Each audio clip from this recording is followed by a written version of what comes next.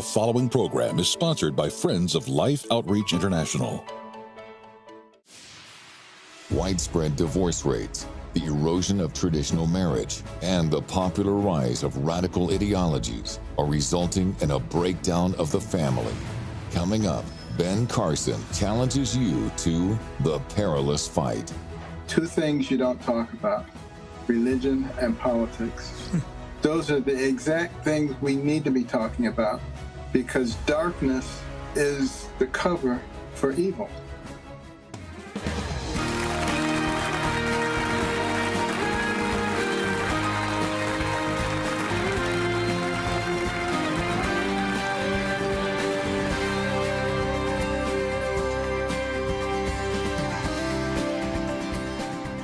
Well, James Robinson and Betty welcome you to Life Today, and one of my favorite people on planet Earth is here. And I believe this person has had as great an impact as anybody in my entire life, and I have known some high-impact people. I'm talking about Dr. Ben Carson. Dr. Carson, let me just hold this up. This has got your picture on it, and it looks great. This is the prettiest book cover I've ever seen. It is just fabulous. The Perilous Fight. And you know, we've written the book about the same time, Fight the Good Fight, because we're in a battle with spiritual demonic forces, deceptive, destructive, divisive forces. You agree with that? Evil forces, principalities, and unless we align ourselves with the true power, we're not going to win that fight. But the Lord never puts us in a battle that we can't win. He left us here. He left us here to win, didn't he? He did. And we're going to. We're going to. And you know, the interesting thing is, the United States of America is much too strong to be brought down militarily, but it can easily be brought down from within. Mm-hmm. Jesus said it best: a house divided against itself cannot stand. And there are evil forces, Marxism, one world government, that do not want us here because we are the ones who stand in the way. And they've figured out the way to take us down. Our primary element, which is the family as God ordained it, an institution that he gave us for our good. And then you look at what's being done to it. Ben, this book is tremendous, The Perilous Fight. You talk about the fact that the family is the way we had strength, and the family has been impacted in a profound way. And you really Absolutely. do believe, though, the family has to be corrected, but you make in the 4th chapter a very powerful statement. You believe the way we're going to reverse the negative trends is to do the very thing that a lot of church people have been taught not to do. They've been taught to stay out of politics because it's dirty. Well, why do they think it's dirty? Because godly and good people stayed out. It's crazy talk. But you believe that we're going to have to impact Washington leadership in order to turn this nation back to sanity and to stability, security, and to a future. That's what you believe. And you have to be more aggressive. You have to have courage. It's not going to the smallest little hamlets in North Dakota and Alabama to the largest cities, was that most of the people had common sense. What they lacked was courage. They would much rather stand in the corner looking at the floor and not say anything and hope that no one calls them a nasty name or tries to cancel them, than to actually stand up for what they believe in. That's what's going to make the difference. You know, you're told from the time that you're a little child, two things you don't talk about: religion and politics. Those are the exact things we need to be talking about, because darkness is the cover for evil. And Satan, for instance, doesn't want you to think that he really exists. He can do a much better job if you don't think he exists.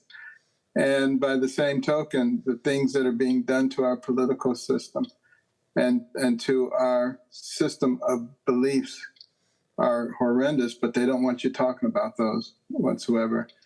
And it's having a profound effect upon us. You know, you look at some of the statistics that I talk about in the book. You know, in 1972, 90% of Americans identified as Christians. 50 years later, that's down to 63%. Wow. I mean, that's pretty profound. And in 2021, greater than 50% of the people have no affiliation with any church. Wow. Now think about that. That's in a country whose founding document, the Declaration of Independence, says that our rights come from our Creator, aka God. You know, it's really interesting that you know, in 1958, a man by the name of Schempp, Schempp, Edward Louis Schempp, filed a lawsuit against the Addington County School Board because they required the school day to be started with prayer, the Lord's Prayer, and a Bible reading. The state actually tried to accommodate him by saying you could have your kid excused with a note from the parents. That wasn't good enough. It ended up in the Supreme Court in 1963. They decided that, in fact, required prayer and Bible readings were unconstitutional. But then they extended it from there to say that there should be no governmental support of anything that has anything to do with religion. And it has just mushroomed from that point forward. And you look and you see what's happened to our society. You know, and when you look at traditional nuclear families, and you look at kids that are raised in a traditional nuclear family, they're twice as likely to be successful academically. You look at ones who are raised in non-traditional families, they're virtually twice as likely to be involved with the police and the penal system. So the think tanks, both the liberal and the conservative think tanks, both come to the same conclusion, and that is that kids who are raised with the traditional of their family do much better than kids who are not. And yet our policies don't necessarily indicate that.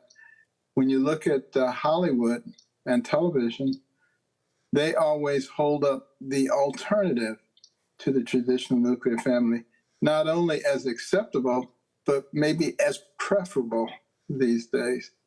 And that's why you have 30% of Gen Xers identifying as LGBT. And of course, they say it's because people are more open to that now, and it's more acceptable. But if that were the case, it wouldn't just be the Gen Xers, it would be across all the generations. And it's not. And it's because of the social pressure and the things that have been taught to them since they were little children. And we're also seeing the impact of that on our college campuses now. Kids running around and supporting terrorist organizations. They obviously have no idea what they're talking about or what they're dealing with. But if you don't have that firm foundation that comes from your family, you become like a leaf blowing in the wind. Anything that comes along, you gravitate to it. And that's why it's so important that you have a family that teaches you your family history, your roots, who you are. And your history gives you your identity, and your identity gives you your beliefs. And that's why whenever ISIS takes over a place, what do they do first? They tear down the museums and the libraries, and they get rid of the people's history so that they can then manipulate them. And before communism and socialism take over any society, historically, they dumb down the population first. And isn't that what's happening to our population right now? It's exactly. I mean, you see those man on the street interviews, they ask them simplest questions. How many branches of government are there? You know, what does the 4th of July commemorate? What countries border the United States? They have no idea. Ben, you and I were led of God to write a book about the principles that made America great, that our founders understood, and they put those principles in place. You can't have a good marriage without respect for one another. There are basic principles that have to be in every relationship for it to last. You can't even have a winning sports team if you don't have principles in place, and they really are very much family-type principles where you have respect and honor one another and appreciate one another and support one another and pull together. Well, we're going to have to get our leadership back under the control of those principles, or we're going to see everything that is special and blessed, that has blessed us and enabled us to bless others, it's going to totally vanish from the planet. And if we lose it here, we're losing it all over the world. And I personally believe, which I think is the reason why people like us as a couple, you and Candy, and people that you and I know and respect, are, so to speak, coming out boldly and saying we got to take back what we gave the enemy. We're supposed to be overcomers. We're not supposed to be walked on. We're supposed to walk on the enemy like a scorpion under our feet. We're supposed to walk over his will like dirt under our feet. We're supposed to be overcomers. Now, we need to take back. We need to take our schools back. We need to take our entertainment back. We need to take education totally back from the academic high level where the people who made money off the free market blessings, they endowed those schools that destroyed the potential of the free market to continue as it is. And we've got to get people back in place in all the areas of leadership. We got to get church leaders to come out and take a stand and quit backing off. We got to go back and do what we were left here to do, which the New Testament disciples did, and they shook the whole world. And the blessings of that shaking birthed this nation and can give a rebirth to every nation on the planet if we'll just put those principles back in place. You sound like a preacher. That's exactly right. Well, it's what's in your book, and I'm telling you, Ben, you and I write books. I mean, it's nice if you get a little income off of it, but that's not the reason we write it. We write them because we want to show people the way to put the principles back in place, and we can. Do you agree? We can put them back in place faster than one could imagine if the people who understand they're important would just come together and, like you said, be courageous and take a stand. And that's what it's going to take, courage. The left thrives on intimidation. They make you shut up. They make you afraid. But we have to remember you cannot be the land of the free if you're not the home of the brave. And it's up to us to grasp those principles and to boldly march forth. And I think one of the things that has really encouraged me is I've been going around the college campuses with Turning Point USA, with Charlie Kirk's group. And the crowds have been enormous. We've had to turn hundreds of students away. They realize that the American dream is disappearing in front of their eyes, and that something different has to be put in place if we're going to be successful. I think our young people are maybe going to be one of the sources of the turnaround that this country is going to experience. And it's always darkest before the dawn. Sometimes it has to be pretty dark before people see the light. I think we're there. Betty, what do you want to say to this man? I know how much you love him.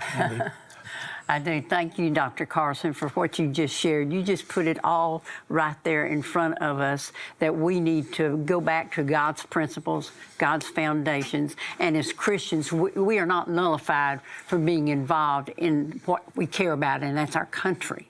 We don't have to step aside and say, shh, be quiet. You're a Christian. You can't have an opinion. You can't be right.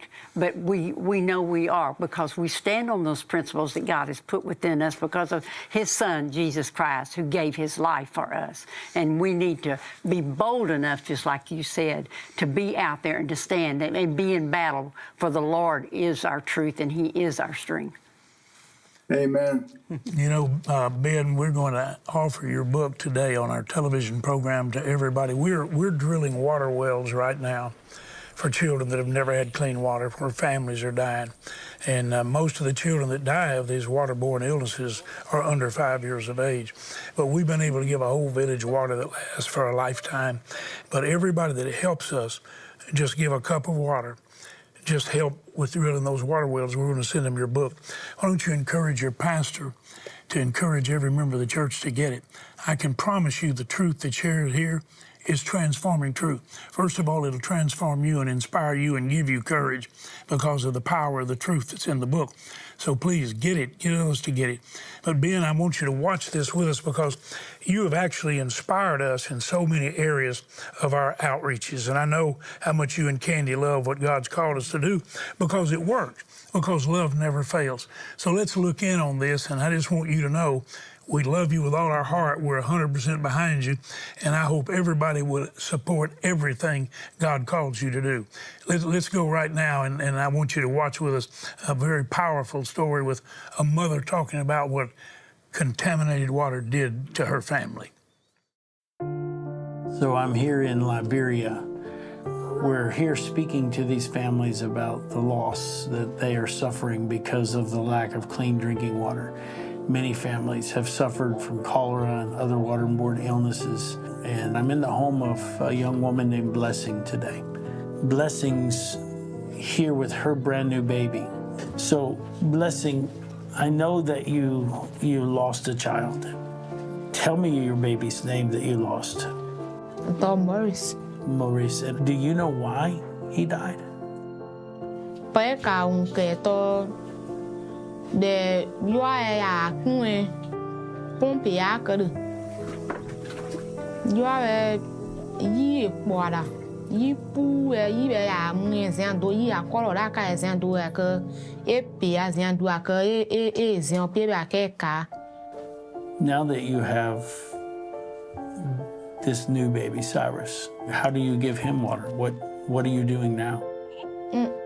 Zan dia lo zo kan ye an gban ye ba nga do kun abi do de kan yi nu de ka ya ka bu mare ka ya no no go. We know you need clean water.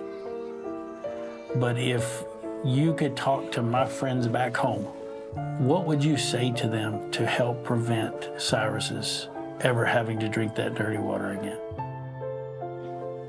Para be men mo le to I hoti do ipo I be abi do I be o le gbe ka o I ba pompe nu ko bu mare an ka ya no no go.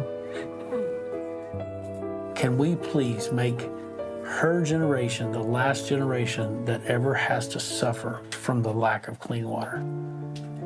That we will be able to bring water for life to Blessings Village and villages just like Blessings all over the world, because you have a dream, you have a prayer. It just simply takes us being like Jesus, being willing to make a sacrifice, to be a blessing. You know, we've drilled together with your help over 8,000 wells, saved millions of lives. We've inspired tens of thousands of wells to be drilled by individual churches. Would you right now make a gift? Could you drill a well? Betty, many of our friends tell us drilling a well every year is as great a joy as they have. You and I committed to try to drill a well every time we had the emphasis, and God answered our prayer. When we started, it was 3,600, and now it's 4,800. We've been able to do it. Hasn't it been a blessing? It really has. And I pray that as you listen to Blessing, what a beautiful name to have. She's asking for your help. She's lost one child, and now she's holding another one in her arms. Let's give her hope. Did you hear her say that she looks for the cleanest water she can find? There's not any clean water, but she looks for that water that looks the clearest and tries to find the least disease in it. Well, we have the answer to her problem by drilling the water wells. Won't you please reach out and let's offer hope and life to Blessing and all those around in that village that need your help for their precious little ones. Please join us in that. And Betty, I'm praying we'll see the greatest response we've ever seen. I think you know that we've committed another 350 wells to be completed in the next few months. But we need to complete the income necessary. Would you right now just ask God, God, what do you want me to do? Would you please, could you drill a well? Yeah. You know, some of you have never even considered that, but $4,800, it's possible. Some of you give $1,200 and pray 3 join you, or $2,400 and pray 1 joins you. But you can help. Would you just ask God and then do what he puts on your heart? Remember, $48 gives 10 people water the rest of their life. How big would that be to that little baby you just saw and to that mother? That's one of the three. Don't think any gift is too small, because life is too precious. $144 gives 30 people water the rest of their life. Whatever you can do, please do it. Go get your bank card, use it like a check. It's the way you should always use it. But make the gift. Go online or call the number there. If you write a check, make it to life. That's what you're giving. Please do it. We have some beautiful gifts to send you. You're giving the greatest gift. We give you blessings in life because we love you. And it's your love being shared that gives so many people life with clean water. Would you do it right now, please? Don't put this off. Thank you so much for sharing life. Every day, thousands of lives are lost to a waterborne disease, and nearly half of those are children under the age of 5. Through Mission Water for Life, now in its 25th year, you can give mothers hope and children a future as we provide clean, life-giving water for thousands of children and their families before it's too late. With your gift today, you can help drill and establish 350 water wells this year. Your gift of $24 will help provide clean water for 5 children. A gift of $48 will help provide for 10, and $144 will help provide life-giving water for 30 people for a lifetime. With a gift of any amount, we'll send you the God's Word for My Day devotional set. These 4 seasonal devotionals each contain a daily reading, an encouraging verse, and a thought to ponder for each day of the year. With your gift of $100 or more, you may request the His Word is Life tumbler set. These 2 20-ounce stainless steel tumblers, each inscribed with a scripture, will inspire you throughout the day and help keep your drinks well insulated while at home or on the go. Finally, please consider a gift of $1,200 to help provide water for 250 people, or a gift of $4,800 to help sponsor a complete well, and request our beautiful bronze sculpture, A Cup of Water. Please call, write, or make your gift online. Water, Earth's most abundant natural resource. Yet out of this abundance, only a tiny fraction of it is suitable for drinking. And suitable is a loose definition. You know, if you were thirsty in Africa or in many of the remote parts of the world, you'd walk up to a stream like this and say, oh, I've got great water. But what you don't realize is in this area alone, thousands of people got cholera, serious, severe diarrhea. Many people, it cost them their children. Our mission teams have seen these water conditions firsthand in several countries around the world, and they have ministered to families whose lives are torn apart by contaminated water. I've sat with mothers who have just buried their children. I've cried with them, I've wept with them, asked them what they needed. You know, the only thing they would ever tell me was water. Just if we had clean water, I know my children would still be alive. So I'm here in Boma, South Sudan with La Konkong. She's a mother from a local little village just right up the hill here. And she brought me down to her water source, and I wouldn't let my dogs drink from this water. This is the story all over the world. Statistics show that 1 child will die every 20 seconds from a waterborne disease. And it doesn't have to be that way. You know, Mama, you see these kids down here getting this water, but this is not clean water, is it? It's not. It's a very contaminated water. It has worms, the frogs, all the animals come here and drink from this water, so it's not really safe to drink. I can't help but notice that they're working so hard to get water that actually, it could kill them. Yeah, but they have no other choice. They don't have the choice right now. It's just the death in the water. But we can give them the choice. While the problem here is serious, the solution is surprisingly simple. A clean water well. Life Outreach and its mission partners have the experienced teams and necessary equipment ready to drill hundreds of safe, life-giving water wells around the world. Clean water is here in this village, and it's literally giving them water for life. Thank you so much, everybody, for all that you've given, all that you've sacrificed. It has changed so many lives of children all around the world, just like here today. Okay, cool.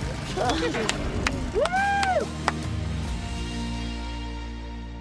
Thank you so much. I want to remind you, we will send every one of you who gave any gift Dr. Carson's book if you'd like to have it. We have other gifts that we'll send you because we love you. I love this man. He is a part of the great turnaround that we're going to experience in this country. And there's no one I love and respect more than Ben and Candy. And I'm grateful for their love and respect for me and Betty. Dr. Carson, thank you for being here. Thank you for sharing God's love. Thank you for having me, and thank you for what you're doing for the people who need the water. You know, we take so many things for granted, and this is an opportunity to actually save people's lives and make a difference in people's lives. We have so much. Thank you for doing that. It's just wonderful. Ben, let's stay in touch. We're going to stay close, and we got a lot to pray about. We got a very important year and an important decision, and we need to put principled people in place everywhere, and you have to know the principles. And those are shared clearly in Ben's book, as well as the book that we wrote earlier this year, Fight the Good Fight. God bless you, Ben. Give our love to Candy. You. Stay in touch. We will. Thank you. Okay. God bless you. Bye-bye.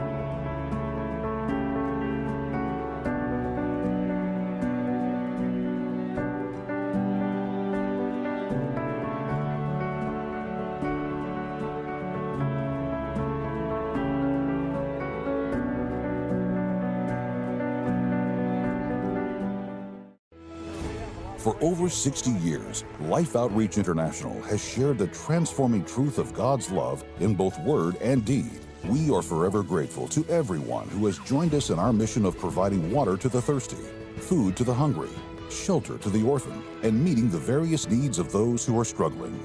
Our ministry to the lost and hurting is only made possible because of the prayers and generous gifts of our friends and partners who provide consistent, faithful support. Become a Friend for Life partner with your recurring financial gifts, and we'll send you our monthly newsletter, along with encouraging spiritual resources to uplift and inspire you in your daily Christian walk. Best of all, you'll be blessed to know that your ongoing gift is helping make possible the outreaches of life. Call now or go online to become a Friend for Life. Your monthly support will help us continue to bring God's love, hope, and healing to a world in need. One life at a time. Please, call now. I haven't liked my husband for 25 years. She said, and I now know it was me and not him. Wow. Preventing hormone havoc next week. Life Today is made possible by the supporters of Life Outreach International. Your gift will be used exclusively for the exempt purposes of life. The ministry features specific outreaches as examples of the programs it supports and conducts. Gifts are considered to be without